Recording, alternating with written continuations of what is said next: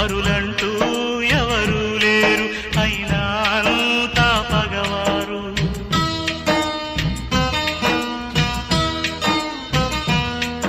ఇకనైనా ఈ మంటలారునా, ఇకనైనా ఈ జంట చెంత చేరునా, పసివాడు ఏమిటో ఆపైవాడు తను చేసిన బొమ్మలతో తలపడతాడు.